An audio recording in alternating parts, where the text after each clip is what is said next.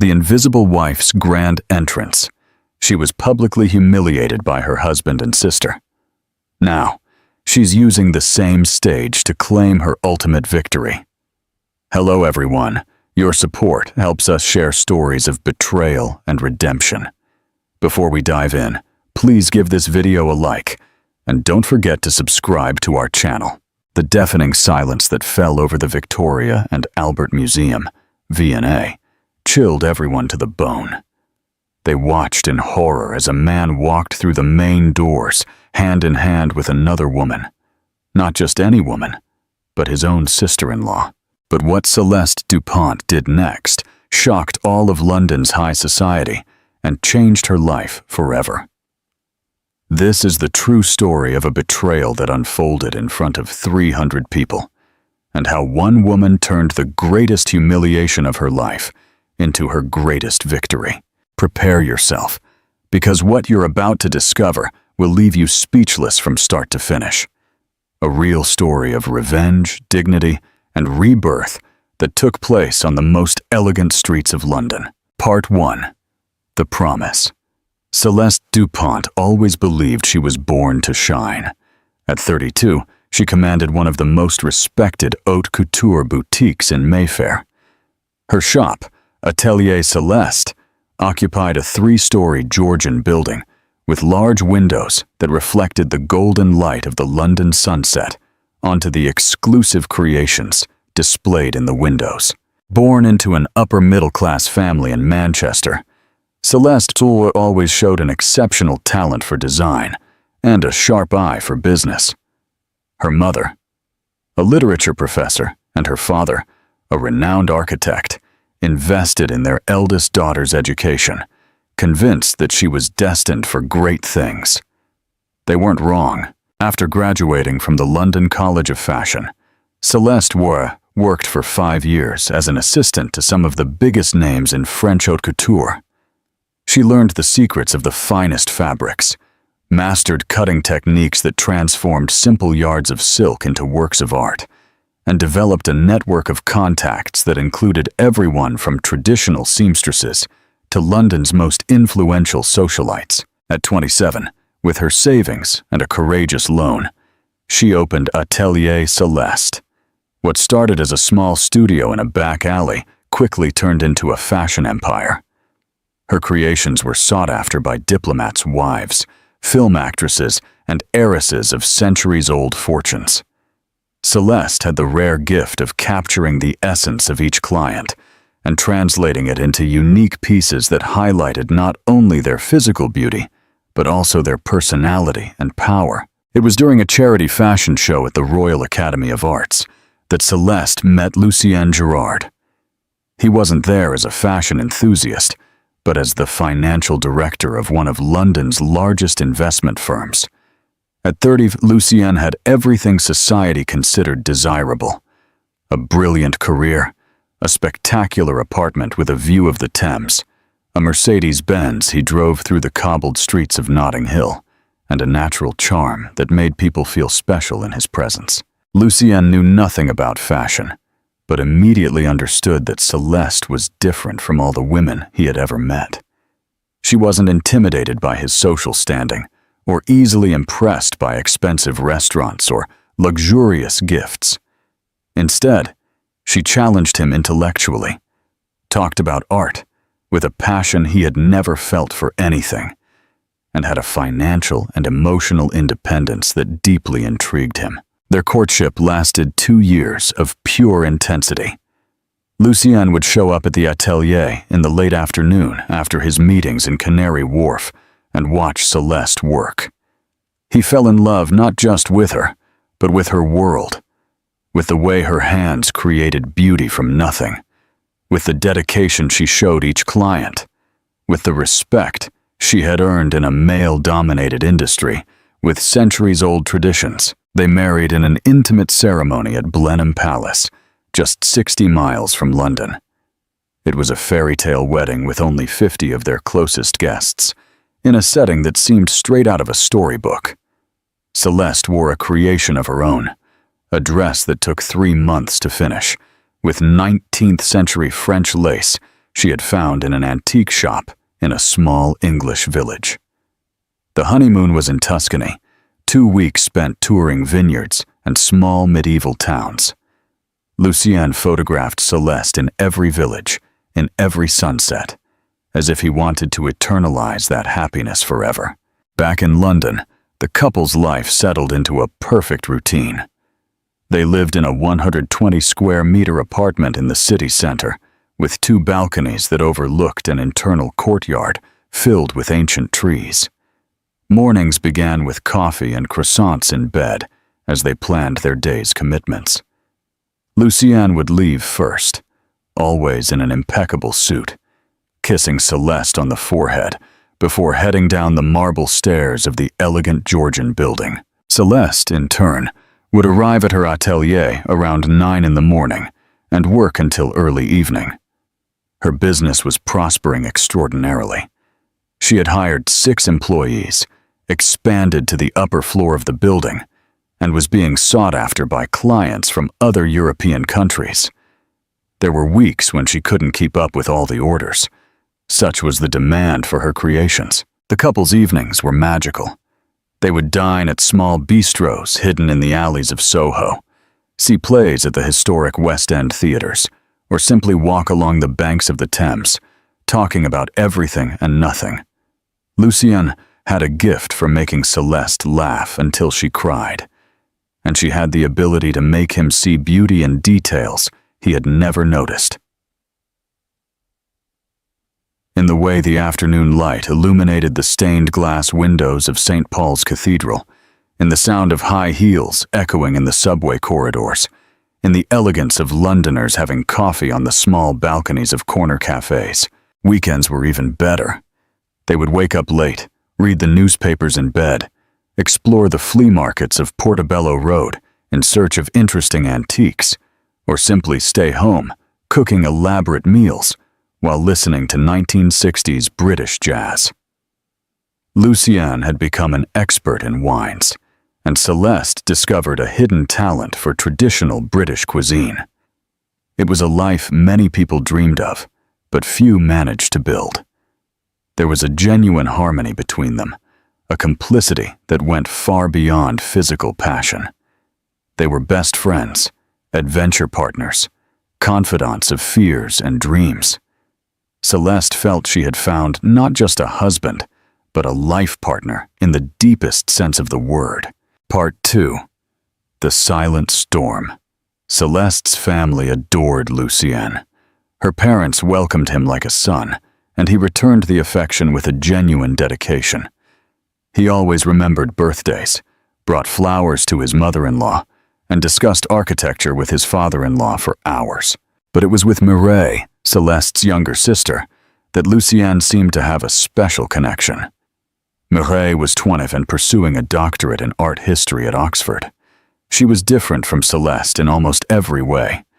Where the older sister was practical and entrepreneurial, Mireille was a dreamer and an intellectual. Where Celeste had a natural and discreet elegance, Mireille cultivated a bolder, more artistic style. She lived in a small flat in Camden Town, surrounded by books and art reproductions, surviving on her small scholarship and occasional help from her parents. Lucien always offered to help Mireille with practical matters, her tax return, problems with her apartment landlord, guidance on future investments. Celeste saw this as her husband's natural generosity, an extension of the love he felt for her. After all, Mireille was her younger sister, almost like a daughter to her, and Celeste had always taken on a protective role in the family. During family dinners, Lucien and Mireille would discuss art and philosophy with a passion that impressed everyone. He had started visiting museums more often, reading books on artistic movements, clearly influenced by his conversations with his sister-in-law. Celeste was proud to see her husband open up to new experiences, expanding his intellectual horizons. There were a few moments when Celeste noticed lingering glances between Lucien and Mireille, conversations that would stop abruptly when she approached, and overly intimate laughter during family lunches. But she dismissed these perceptions as unjustified paranoia. Lucienne loved her in a way she never doubted, and Mireille was her sister, a sweet, naive girl who would never be capable of such a betrayal. Life continued its perfect course until the invitation arrived that would change everything forever. The annual gala of the Anglo-Italian Cultural Foundation was to be held at the V&A, one of the most prestigious events on the London social calendar. Lucienne had received the invitation through an important client and was radiant with the opportunity to attend such an exclusive event. "It will be the perfect night to show everyone how happy we are," he said, kissing Celeste on the neck as she examined the hand-embroidered invitation. The ball was in 2 weeks, enough time for her to create a special dress for the occasion. It would be the night she would shine alongside the man she loved in the most romantic city in the world, surrounded by the European cultural elite. Celeste couldn't have imagined that she was about to experience the greatest humiliation of her life in front of 300 people, in the place where she felt most confident and powerful. What she thought would be the crowning of her happiness would turn into the beginning of a journey of pain that would test every fiber of her inner strength. Part 3. The Public Betrayal. The preparation for the gala consumed 2 whole weeks of Celeste's life. She decided to create not just a dress, but a work of art that represented everything she had achieved. She spent entire nights in her atelier, designing and experimenting with fabrics, adjusting every detail with the precision of a Swiss watchmaker. The V&A, with its majestic Victorian architecture, is one of London's most beautiful buildings. Its intricate stone carvings and stunning glass ceiling created a simultaneously grand and ethereal atmosphere. On the night of the ball, the venue was transformed into a fairy tale setting. Imported crystal chandeliers hung from the vaulted ceiling, creating golden reflections that danced off the marble walls. Celeste arrived at the V&A at 8 o'clock, punctually as always. Her dress was a spectacular creation, a piece of Italian silk with handcrafted embroidery that had taken over 40 hours to complete. Every stitch had been sewn by hand, following traditional techniques she had learned from the most experienced seamstresses in London. The result was a piece that seemed to float around her body, highlighting her natural elegance without ostentation. She waited for Lucienne at the main entrance, watching the guests arrive in their luxury cars. Mercedes, BMWs, and a few Rolls-Royces paraded down Cromwell Road, dropping off impeccably dressed passengers. The London elite was all there: diplomats, businessmen, renowned artists, and heirs of old fortunes. Celeste recognized some familiar faces, clients of her atelier, people who admired her work. 8:15, 8:30. At 9 o'clock, Celeste started to worry. Lucienne was obsessively punctual, a trait she had always admired in him. In their 3 years together, he had never been late for an important engagement. She called his cell phone, but the call went straight to voicemail. A strange feeling began to form in her stomach, but she tried to push it away. Maybe there was some traffic, maybe a work emergency. At 9:15, she decided to go inside alone. There was no point in wasting the whole night waiting outside. Lucienne would surely show up soon, and they would meet in the main hall. She showed her invitation at the entrance, received a respectful greeting from the security guards who recognized her name, and entered the V&A. The interior was even more stunning than she had imagined. The main hall, with its 100-foot-high ceiling, had been decorated with monumental floral arrangements: roses imported from Ecuador, Dutch lilies, Thai orchids. Round tables scattered throughout the space accommodated groups of 8 people each, all covered with French linen tablecloths and decorated with crystals that reflected the light from the chandeliers. A chamber orchestra played Vivaldi on a stage set up especially for the event. The musicians, dressed in impeccable tuxedos, created an atmosphere of timeless elegance that transported the guests to an era of absolute glamour and sophistication. The sound of violins echoed through the building's iron structure, mixing with the murmur of conversations in English, French, Italian, and German. Celeste circulated through the hall, greeting acquaintances, introducing herself to new people, always keeping an eye on the main entrance. She knew this environment.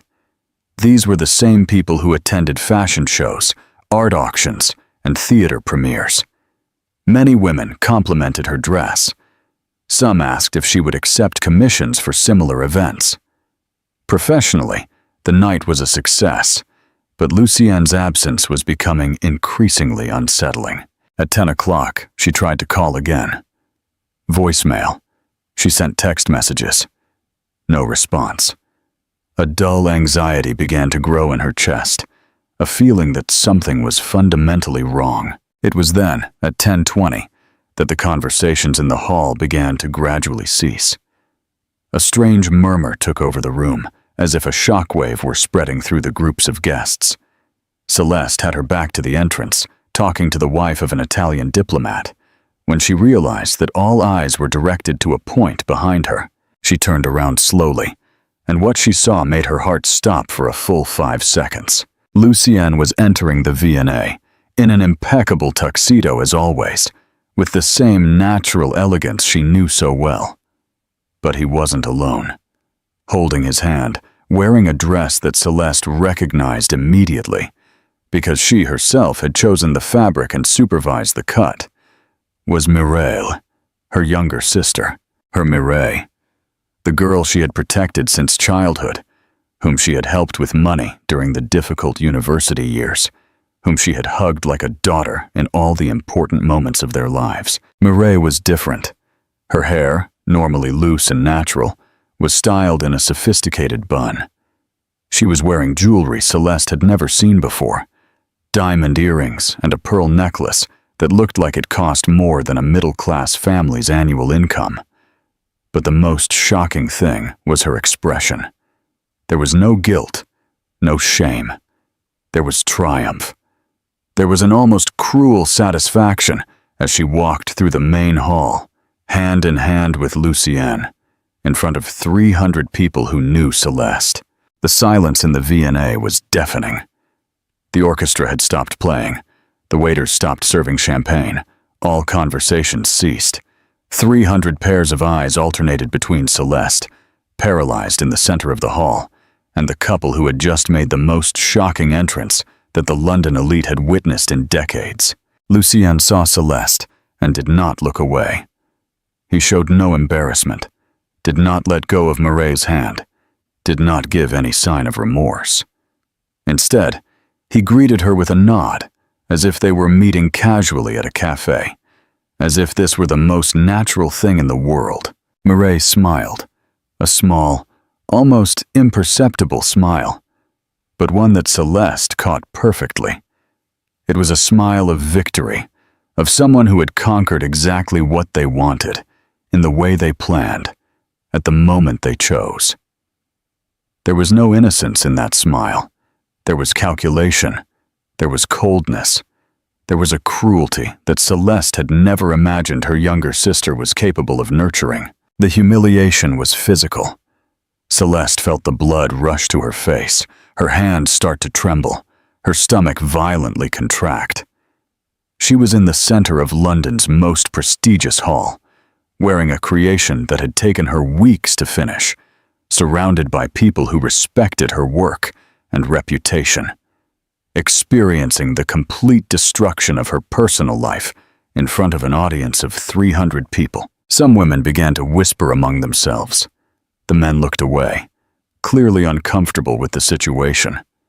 Celeste could feel the mix of compassion and morbid curiosity emanating from the guests.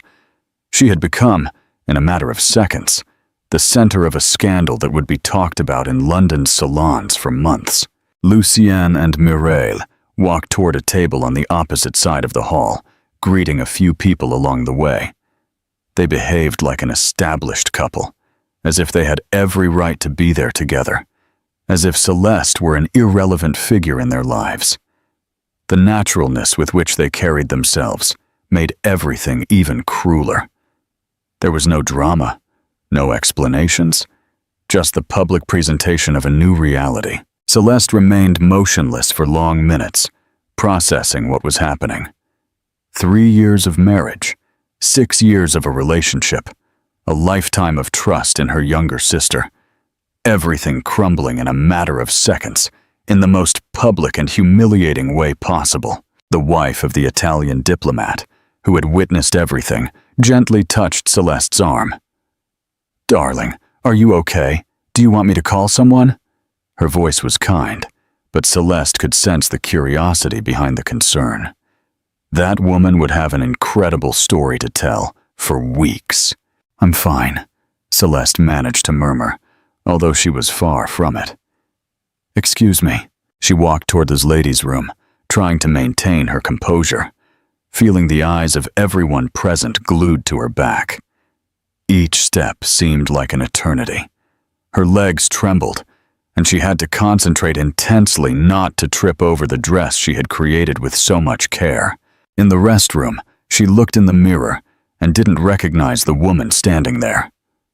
Her face was pale, her eyes looked glazed, her hands were shaking uncontrollably. In 15 minutes, she had become a tragic figure, the woman publicly betrayed, abandoned by her husband and her sister, transformed into an object of pity and curiosity. She tried to call Lucienne again, knowing it was pointless. Voicemail. She sent a message to Mireille. "We need to talk." The response came immediately.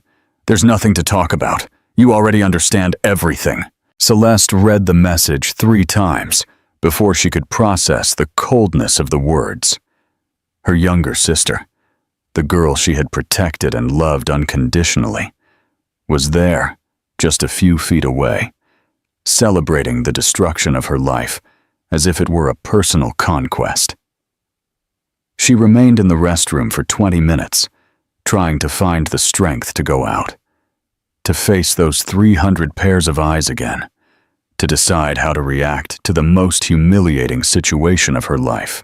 When she finally looked in the mirror one last time, she made a decision that would change everything.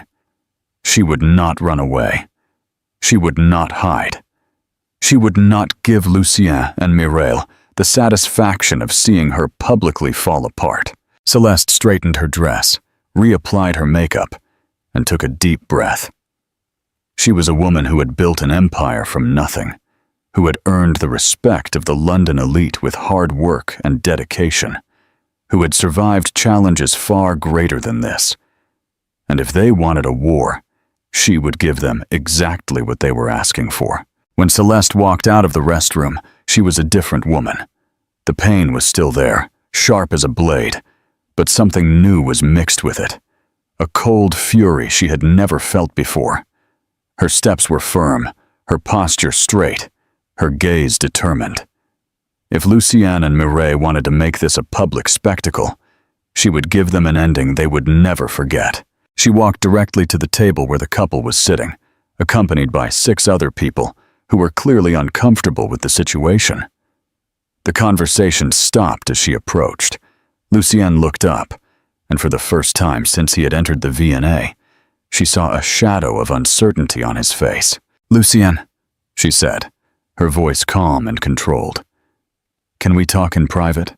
He hesitated for a moment, looked at Mireille, who maintained her defiant expression, and then stood up.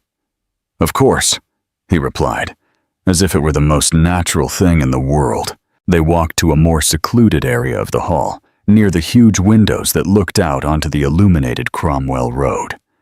The light from the crystal chandeliers created golden reflections on both their faces, a cruel irony considering the destruction that was happening between them. 3 years, was the first thing Celeste said.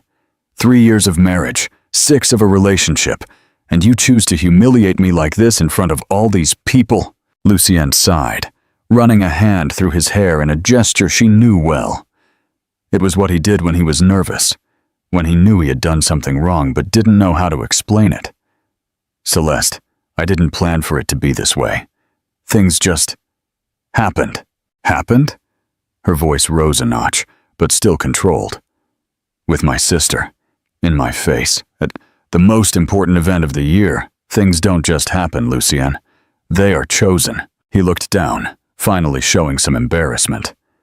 I know you can't understand now, but what Mireille and I have it's different. It's deeper. It's intellectual, spiritual. Celeste laughed. It was a short, bitter laugh that cut through the air like a whip. Intellectual? Spiritual? You're leaving me for discussions about art history and cheap college philosophy? It's not like that. He tried to explain, but his words sounded weak even to him. You don't understand. You only care about your work, your sewing, your fabrics. Mireille makes me think, makes me grow. I made you grow for 6 years, Lucien. I supported you. I loved you. I built a life with you. And you're trading me for my 25-year-old sister because she makes you feel intellectual. Celeste was keeping her calm, but inside, a storm was brewing.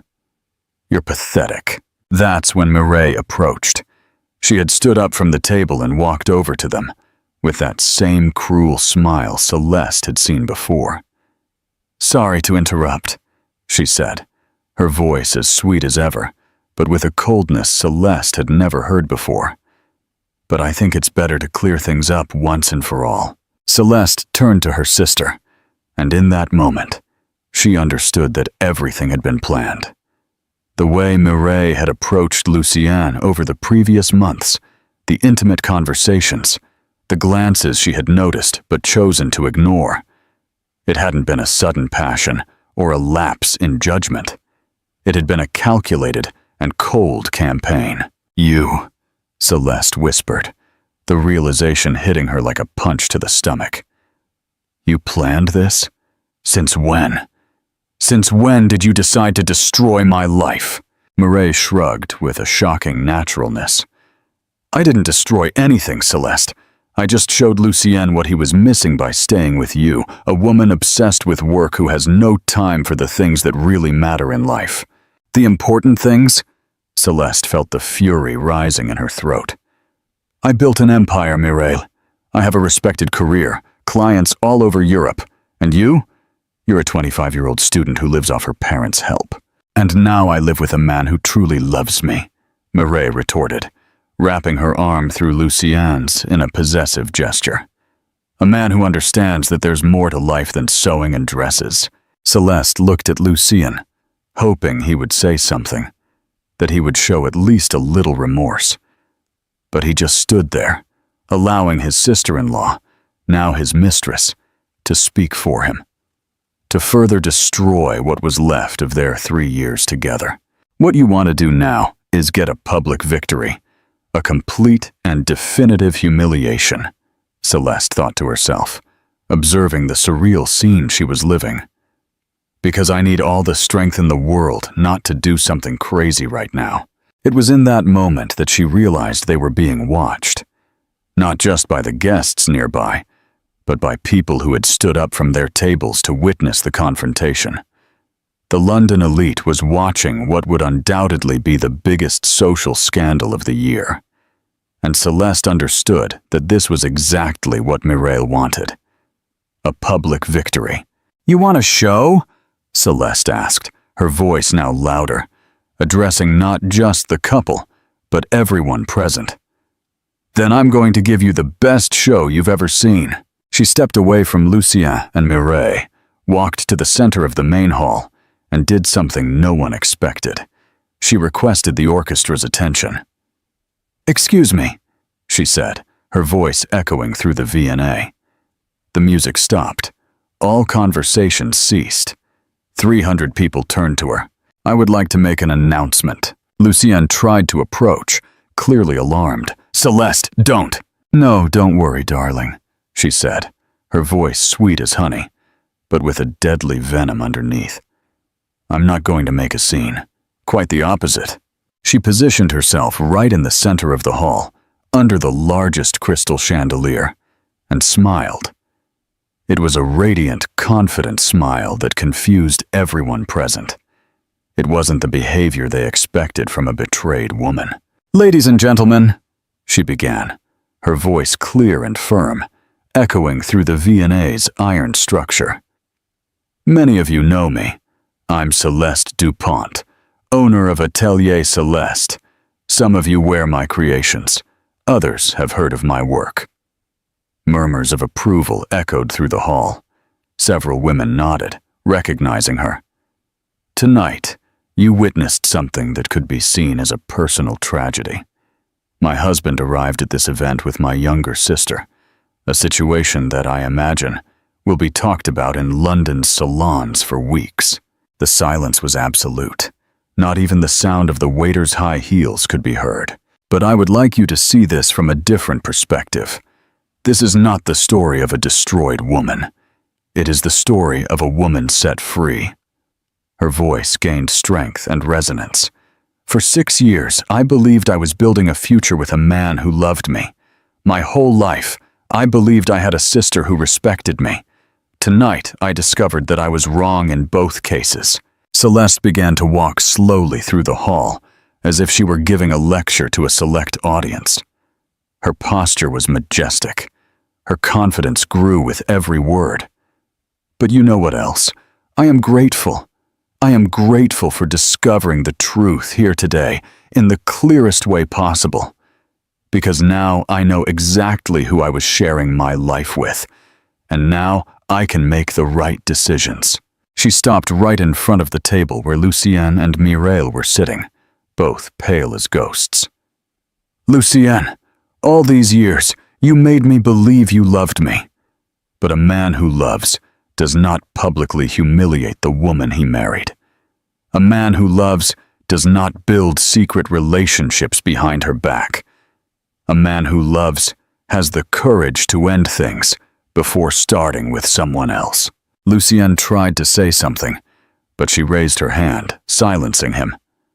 "And Mireille," she turned to her sister, "you, whom I raised like a daughter, whom I supported in every difficult moment, whom I loved unconditionally.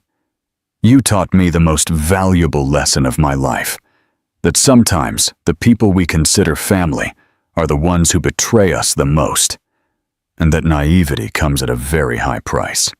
Mireille had completely lost her arrogant composure. Her hands were trembling, and she avoided looking directly at Celeste. "So, ladies and gentlemen, this is not a night of mourning. It is a night of rebirth, because from now on, I know exactly who I am, who truly loves me, and what kind of people I should keep away from my life." Celeste walked back to the center of the hall, radiating a strength that magnetized everyone present. Like this video, if you believe a woman can turn the worst night of her life into the beginning of her greatest victory. "So," she continued, her voice now vibrant with determination, "I want you all to be witnesses to my new beginning. Lucienne and Mireille, you can have the life you chose. But I would be very surprised if you found that building happiness on someone else's misery is a very fragile foundation." She paused dramatically, looking directly at the couple. "And now, if you'll excuse me, I'm going to continue enjoying this wonderful evening, because I have just freed myself from the biggest prison of my life, the illusion that I was surrounded by people who truly loved me." An even deeper silence fell over the V&A. And then, something completely unexpected happened. A woman started to applaud, then another.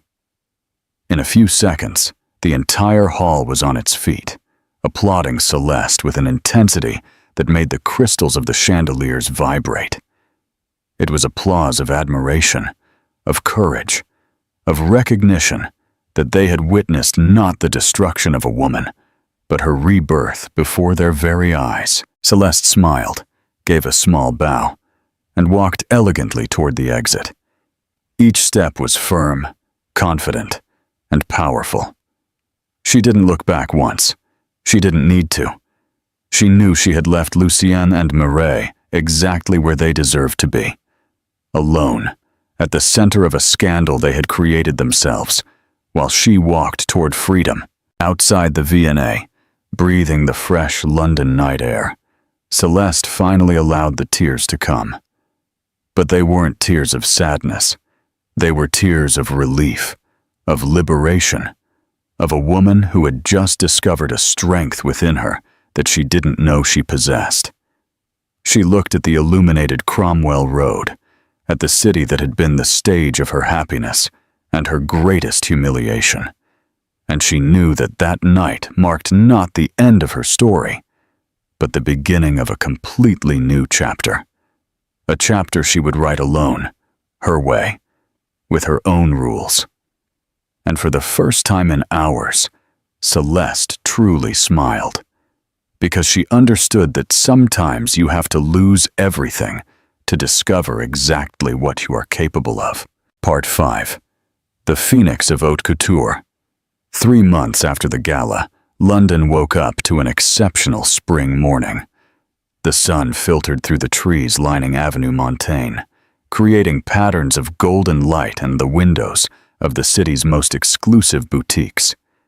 It was one of those mornings that make Londoners believe their city really is the most beautiful in the world. Celeste was in her new office, a space 3 times larger than the previous one, occupying the entire ground floor of a Georgian building on Bond Street. The change hadn't just been physical. It represented a complete transformation in her view of business and life. The walls, now painted a sophisticated ivory, displayed black and white photographs of her creations, each signed by London's most renowned photographers. The night at the V&A had become, against all expectations, the turning point that catapulted her career to a completely new level. In the days following the ball, Celeste was sought after by journalists, fashion bloggers, and even a documentary filmmaker interested in telling her story. But she refused all interviews. She didn't want to be known as the woman betrayed at the V&A. She wanted to be recognized for what she had always been, an exceptional artist and a visionary entrepreneur. What she did was even smarter. She channeled all the unexpected attention into her work. A week after the ball, she launched a limited collection called Renaissance, 12 unique pieces that told the story of historical women who had overcome extraordinary adversity. Each dress was a work of art, inspired by figures like Jane Austen, Amelia Earhart, Marie Curie, and Coco Chanel. The collection sold out in 6 hours. 6 hours. Women from all over Europe called desperately trying to acquire one of the pieces. The waiting list exceeded 300 names in a week. Celeste realized she had created something much more than clothes. She had created symbols of female power. But the real revolution happened when she made a decision that shocked even her closest employees. She decided to expand internationally. Not gradually, as would be prudent, but aggressively and immediately. She opened ateliers in Paris, Milan, and New York simultaneously. She hired the best seamstresses in each city, created partnerships with local suppliers, and established a distribution network that allowed deliveries to any major European city in less than 72 hours. The international fashion press began to call her the Phoenix of Haute Couture. British Vogue dedicated 8 pages to an essay on her career. LUK put her on the cover. Harper's Bazaar wrote an article titled, "The Woman Who Turned Humiliation into an Empire." But Celeste knew that professional success was only one side of her rebuilding. The real battle was being fought inside her, in the painful and necessary process of relearning who she was when she wasn't defined by the relationships she had lost. The first few days after the ball had been devastating. She had returned to the apartment she had shared with Lucienne, a space that now seemed contaminated by 3 years of lies. Every object told a story she had discovered to be false. The photographs from their Tuscany honeymoon, where he had photographed her with such affection. The art books he had started collecting, clearly influenced by his conversations with Mireille. The flowers he brought every Friday, which she now realized were an automatic gesture, without genuine love behind them. For 2 weeks, Celeste had lived like a ghost in her own home. She would wake up in the morning, momentarily forgetting what had happened, and then reality would hit her like a runaway train. Lucien had moved into a new apartment with Mireille, a loft that cost more than he earned in 6 months. Clearly, Mireille had found not just a lover, but a provider willing to go into debt to keep her in the lifestyle she desired. Celeste's family had been divided. Her parents were devastated, especially her mother, who couldn't understand how her youngest daughter could have been capable of such cruelty. Her father tried to remain neutral, but Celeste could see the contained anger in his eyes whenever Mireille's name was mentioned. Some cousins and aunts took Mireille's side, arguing that the heart has no rules and that these things happen. Others broke with the younger sister completely, considering her betrayal unforgivable. It was during one of those dark mornings that Celeste made the decision that would change everything. She was sitting in the apartment kitchen, drinking coffee alone for the 15th consecutive morning, when she looked at the mirror Lucien had installed on the opposite wall. The woman she saw there was not who she wanted to be. She was too thin, pale, with deep dark circles under her eyes. She looked like a faded version of herself. "Enough," she said out loud, to no one but herself. "Enough of living like a victim." That same day, she called a real estate agent and put the apartment up for sale. She called a divorce lawyer and started the separation process.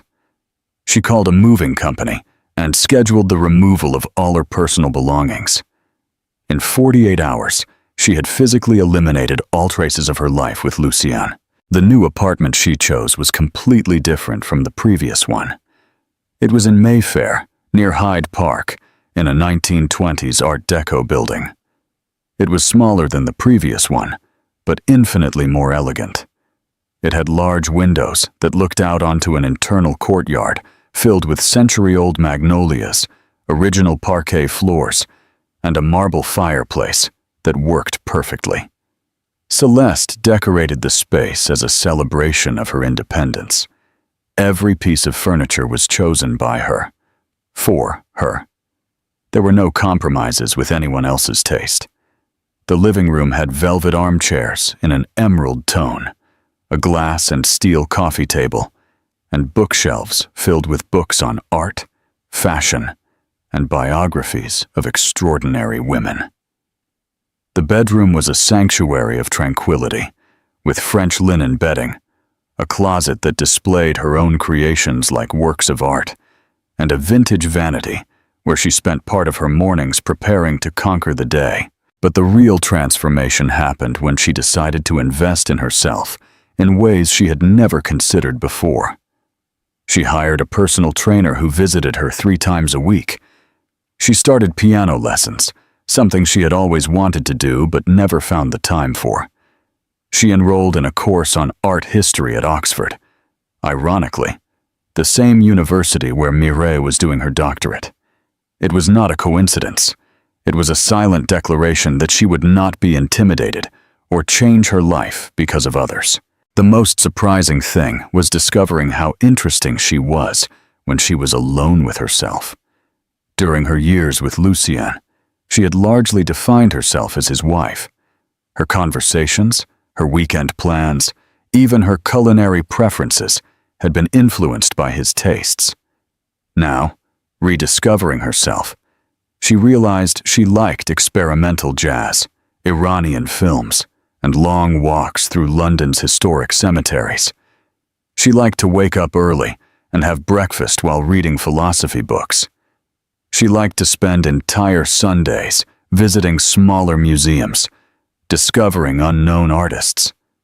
The solitude, which at first was painful, gradually transformed into freedom. She could have dinner whenever she wanted, wherever she wanted, with whomever she wanted, or alone, which was often the best company. She could travel impulsively to Paris or Milan to visit suppliers, or simply because she felt like it. She could work late without worrying about anyone else, or take a day off to do absolutely nothing without having to justify it. It was during one of these impulsive trips, this time to Milan, to visit her new atelier, that Celeste had the encounter that would seal her complete transformation. She was having dinner alone in a small restaurant in the Brera district, one of Milan's most charming neighborhoods, known for its art galleries and bohemian atmosphere. The place was discreet, frequented mostly by locals, with small tables lit by candles and walls decorated with works by emerging artists. It was then that a man approached her table. "Excuse me," he said in English, with an Italian accent. "You're Celeste Dupont, aren't you?" She looked up and saw a man of about 40, well-dressed, but without ostentation, with dark, intelligent eyes and a genuinely interested smile. "I am," she replied, preparing for another encounter with someone from the fashion world. "I'm Alistair Cross," he introduced himself. "Contemporary art curator. I read about your work in Italian Vogue.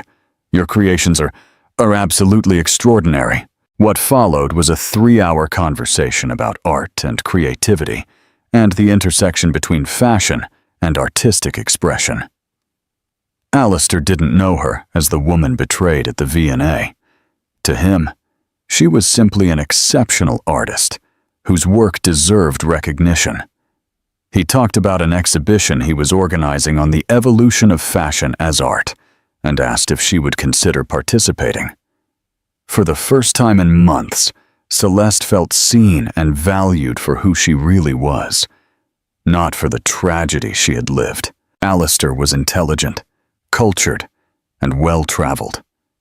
He had studied in London, worked in New York, and now ran one of Milan's most respected galleries. But most importantly, he treated her as an equal, as a serious artist, not as a fragile woman who needed protection.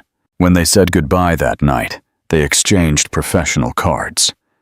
Over the following weeks, they maintained an email correspondence about art, philosophy, and travel. Alistair would send photographs of exhibitions he visited, and she would share sketches of new creations. It was a pure intellectual connection, with no romantic pressure, no expectations beyond the exchange of interesting ideas. It was this friendship that made Celeste realize how much she had changed. 6 months ago, she would have analyzed every gesture from Alistair, scrutinized every word, looking for signs of romantic interest. Now, she simply appreciated the intellectual company, with no need to turn it into anything more. The exhibition Alistair organized, Fashion as Manifesto, took place in a historic gallery in downtown Milan. 5 of Celeste's creations were displayed alongside pieces by iconic designers like Vivienne Westwood and Jean-Paul Gaultier. Each dress was presented as a sculpture, dramatically lit, accompanied by texts that explained the philosophy behind the creation. The opening of the exhibition was an absolute success. Art critics, collectors, and international fashion personalities attended. Celeste circulated the event with a confidence that surprised even herself. She was no longer a successful businesswoman trying to prove her worth. She was a recognized artist, celebrating her work in one of the most important cultural centers in Europe. During the opening, she had a remarkable conversation with a young Italian art journalist. "Your pieces convey a very particular strength," the young woman commented, "as if each dress carries a story of overcoming." "Perhaps they do," Celeste replied, smiling. "I believe we create from what we live, and I have lived some very intense experiences in recent months." "And have those experiences changed you as an artist?" Celeste thought about the question for a moment. "They made me discover that I am much stronger than I imagined, and that true art is born from authenticity, not from the attempt to please others." That night, back in her hotel room, Celeste looked in the mirror and finally recognized the woman she saw there. It was herself, but an improved, refined version, strengthened by adversity. She had the same face, the same body, but there was something completely different in her eyes. There was power. There was serenity. There was the certainty of someone who knows exactly who they are and what they are capable of. She picked up the phone and did something she hadn't done in months. She called her mother. "Mom," she said. When her mother answered, "I want you to know that I'm okay. Better than okay. I'm whole." On the other end of the line, her mother cried. They were tears of relief from a woman who had spent months worrying about her eldest daughter, fearing that the betrayal she had suffered would leave her scarred forever. "My daughter," her mother whispered. "I always knew you were the strongest of us all. I was just waiting for you to discover it too." Celeste smiled, looking out the hotel window at the streets of Milan, illuminated by the night. "I did discover it, Mom, and I can guarantee you I will never again allow anyone to make me forget it." Part 6. The Ultimate Victory. A year and a half after the gala at the V&A, Celeste was back in London for the most ambitious launch of her career. London Fashion Week had reserved for her the most coveted time slot, the official opening of the calendar at the V&A. The same place where she had experienced her greatest humiliation would become the stage for her greatest victory. The irony was not lost on anyone in the fashion industry. The event organizers had made the choice deliberately, knowing that Celeste Dupont's story had become legendary in European cultural circles. She was no longer just a successful designer. She had become a symbol of reinvention, an inspiration for women who had gone through similar betrayals. The collection's theme was liberation, 24 pieces that told the story of the evolution of women's liberation throughout the 20th and 21st centuries. Each creation represented a decade, showing how women had gradually gained their financial, social, sexual, and emotional independence. It was a deeply personal collection, but with a universal appeal that transcended cultures and generations. Celeste had worked for 8 months in preparation for this show, not just on the clothes, which were obviously extraordinary, but on every detail of the production. The soundtrack was created especially for the event by an award-winning French composer. The models were chosen not only for their beauty, but for representing different ages, ethnicities, and lifestyles. The setting was a collaboration with an Italian visual artist who transformed the interior of the V&A into an immersive installation about the evolution of femininity. On the morning of the show, Celeste woke up in her apartment in Mayfair with a serenity that surprised her. She had expected to be nervous, anxious, and worried about the millions of details that could go wrong. Instead, she felt a profound peace, as if the entire journey since that traumatic night had been a preparation for this exact moment. She had her usual breakfast, strong espresso, almond croissants from a small neighborhood bakery, fresh fruit, while mentally reviewing every aspect of the show. At 9 in the morning, her private driver picked her up to take her to the V&A. It was the same route she had taken 18 months before, but this time she was a completely different woman. The V&A was unrecognizable. The production team had worked for 3 days to transform the space into an environment that seemed suspended in time. Soft lights created an ethereal atmosphere, while projections on the walls showed constantly transforming female silhouettes. The ambient sound was almost meditative, creating a sense of sanctity that made those present speak in whispers. The global fashion elite was there. Anna Wintour occupied the front row, alongside editors from the main European magazines. Buyers from major international stores had flown from New York, Tokyo, and Sao Paulo, especially for the event. Celebrities, socialites, and personalities from the arts and culture filled the other rows. More than 600 people were waiting for the start of the season's most anticipated show. Backstage, Celeste circulated among the models with the calm of a maestro about to conduct a symphony. She personally checked every detail, the fit of each piece, the makeup of each model, the timing of each entrance. Her assistants commented to each other about her transformation. The nervous and perfectionist woman of before had given way to a serene and confident leader. At 3 o'clock in the afternoon, the lights went out. The V&A plunged into absolute silence. And then, the first note of the soundtrack echoed through the space. It was a sound that began almost imperceptibly, like a whisper, and gradually grew in intensity and complexity. The first model appeared. She walked slowly, almost floating, wearing a creation that represented the 1920s, an era when women cut their hair, shortened their skirts, and claimed the right to smoke and drive cars. Celeste's dress perfectly captured the spirit of that decade. Elegant, yet rebellious. Sophisticated, yet provocative. Model after model, decade after decade, the story of female liberation unfolded on the runway. The 1940s were represented by an outfit inspired by the women who worked in factories during the war. The 1960s brought a psychedelic piece that celebrated the sexual revolution. The 1980s showcased a power suit that symbolized women's entry into the corporate world. But it was the creations representing the 2000s and 2020s that had the greatest impact. Two absolutely stunning pieces that spoke of the contemporary woman. Independent, complex, capable of being simultaneously vulnerable and strong, romantic and pragmatic, ambitious and maternal. The audience was mesmerized. It wasn't just a fashion show. It was an emotional, almost spiritual experience. Several people were seen discreetly wiping away tears.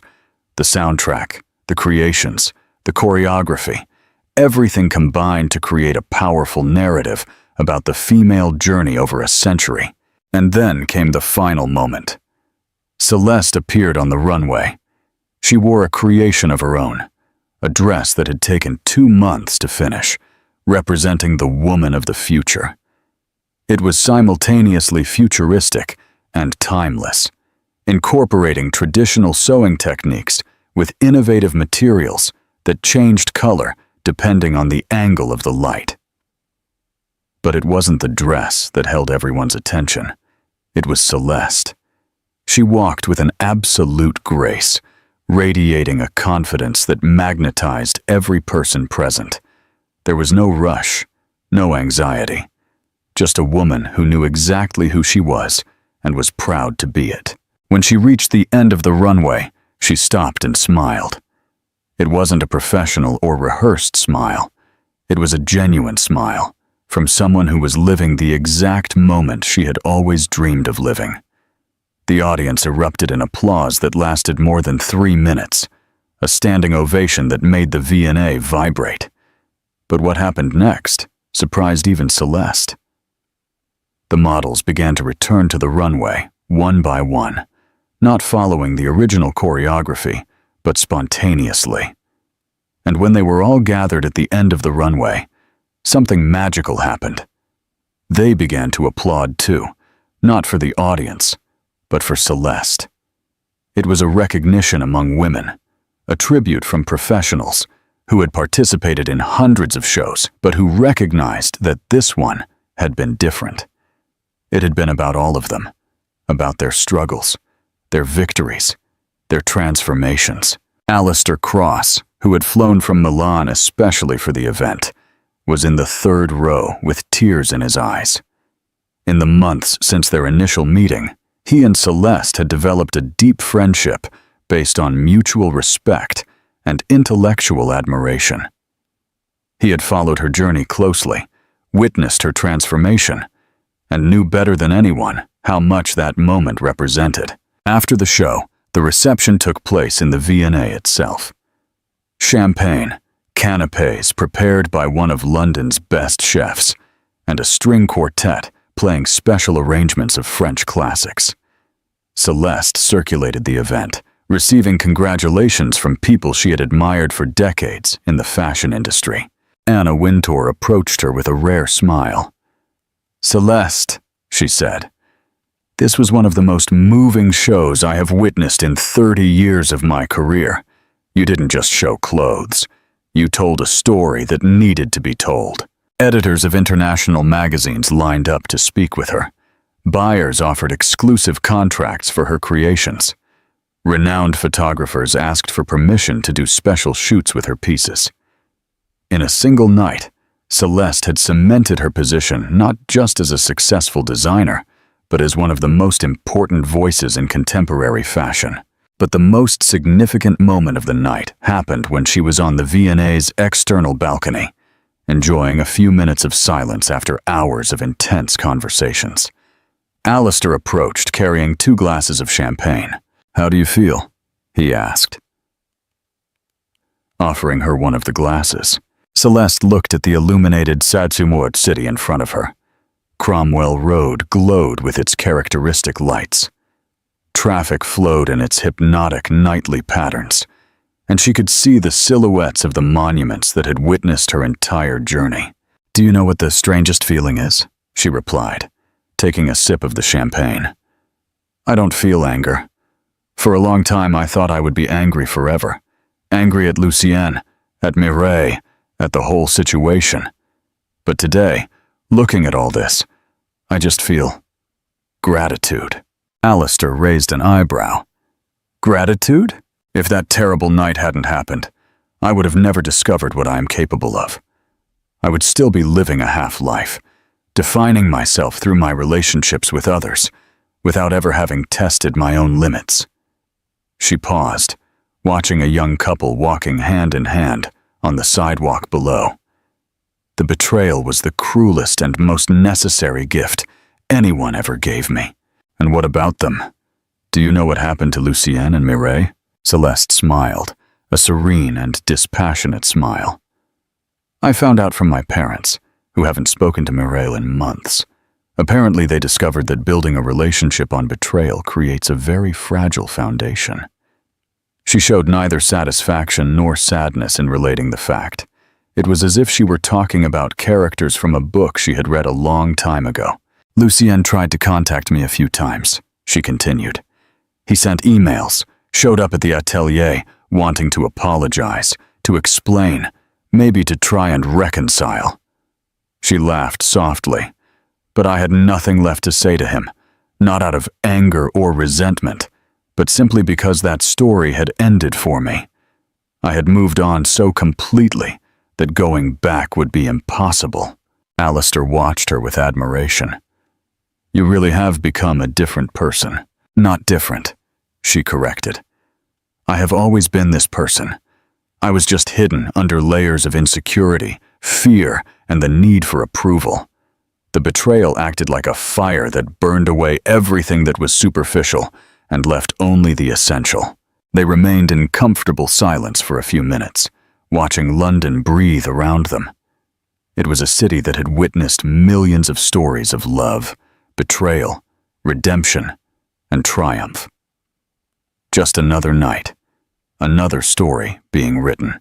"Alistair," Celeste said suddenly, "thank you for believing in me when I didn't always believe in myself." "I just recognized what was always there," he replied. "The talent, the strength, the intelligence. All of that was yours long before that night at the V&A." Celeste turned to him, and for a moment, something different passed between them. It wasn't the first time she had realized that Alistair felt more than professional admiration for her. But now, for the first time, she allowed herself to consider the possibility of opening a space in her life for something new. "You know," she said, "for a long time, I thought I would have to choose between being a successful artist and having a full personal life, as if they were incompatible. And now I know I can have everything I want, as long as it's with the right people, for the right reasons." She looked him directly in the eyes. "People who love me for who I am, not for who they want me to be." Alistair took a step closer. "And what kind of person are you, Celeste Dupont?" "I'm a woman who builds empires," she replied without hesitation. Who turns pain into art, who doesn't apologize for taking up space in the world, who loves deeply, but who will never again allow herself to be diminished by anyone. That's exactly the woman I fell in love with, Alistair whispered, finally verbalizing what they both had known for months. Celeste smiled, a smile different from all the others she had given that night. It was a smile of someone who was ready to write a new chapter, but this time with complete awareness of her own strength. Then maybe it's time for us to start a new story, she replied. One where we both know exactly who we are and what we want. When they kissed, right there on the V&A balcony with London sparkling at their feet, it wasn't the desperate kiss of someone trying to fill a void. It was the serene kiss of two complete people who chose to share their completeness. 3 hours later, as the reception came to an end, Celeste took one last walk through the empty V&A. Her teams had dismantled the entire production with military efficiency. The special lights had been turned off, the projections had stopped, and the flowers had been removed. The space had returned to being just a historic building, waiting for the next event it would host. But for Celeste, that place would always be the landmark of her greatest transformation. There, she had been publicly humiliated. And there, she had achieved her greatest professional triumph. The cycle was complete. She picked up her phone and made a call she had been putting off for months. "Mireille," she said when her sister answered, clearly surprised by the call. "Celeste?" Mireille's voice sounded uncertain, almost fearful. "I want you to know that I forgive you," Celeste said without preamble. "Not because you deserve forgiveness, but because I deserve peace." Silence on the other end of the line. "You did me a favor," Celeste continued. "You forced me to discover a strength I didn't know I had. For that, strangely, I am grateful to you." "Celeste, Mireille tried to say something, but her voice failed. "You don't have to say anything. I'm not calling to hear excuses or explanations. I'm calling to close this chapter for good. You made your choices. I made mine. Now we can go on with completely separate lives in peace. And as for our family, that's between you and them. I'm no longer going to carry the weight of other people's relationships. Everyone is responsible for the bridges they build or burn." Celeste hung up the phone and took a deep breath. She was officially free. Free from anger, resentment, and the need for revenge. Free to be exactly who she had chosen to become. 6 months later, Celeste opened her first flagship store in New York. The store occupied 3 floors of a historic building in Soho, and there was a line 2 blocks long at the grand opening. Alistair had moved to New York to run a contemporary art gallery, and they lived together in a spectacular loft with a view of Central Park. But this is not a story about a new relationship. It's a story about a woman who learned to love herself completely, who discovered she didn't need amour to anyone to be happy, and who, because of that, was finally ready to share her happiness with someone who deserved her. Subscribe to the channel to follow more stories of overcoming adversity. Celeste's story teaches us that sometimes the greatest betrayals are, paradoxically, the greatest gifts we can receive. Not because betrayal is desirable, but because it forces us to confront truths about ourselves and our relationships that we might never have faced voluntarily. When someone betrays us, we are forced to question not only the person who betrayed us, but also the person we were within that relationship. We often discover that we were living diminished versions of ourselves, that we had given up important parts of our identity in the name of a love that, in truth, was not as unconditional as we imagined. True liberation does not come from revenge or resentment. It comes from the understanding that we deserve relationships based on mutual respect, honesty, and genuine admiration. It comes from the discovery of our own strength and our own ability to create happiness regardless of the actions of others. Celeste never went back. She never forgave the traitor in the sense of re-establishing the relationship. She never returned to him. Her ultimate victory was much more powerful. She transcended the need for any of those things. She found her completeness within herself, and only then did she allow herself to love again. But this time from a place of strength, not of need. This is the most important message of her journey. We don't need anyone to complete us. We are already whole. And when we understand this deeply, we attract people who are also whole. And together, we create not a dependency, but a mutual celebration of two ill existences. The greatest revenge against those who betrayed us is not to destroy them, but to become so extraordinarily happy that their betrayal becomes irrelevant in the grandness of our new life. It is to show, through example, that their cruel choices were, in fact, the catalyst for our greatest transformation. Celeste. Dupont turned the most humiliating night of her life into the first day of her true freedom. And in that lies the transformative power of a woman's dignity. Our ability to be reborn from our own ashes, stronger, wiser, and more radiant than we ever were before. The truly free woman is the one who has discovered she doesn't need anyone to be happy, and who, because of that, can choose with whom she wants to share her happiness.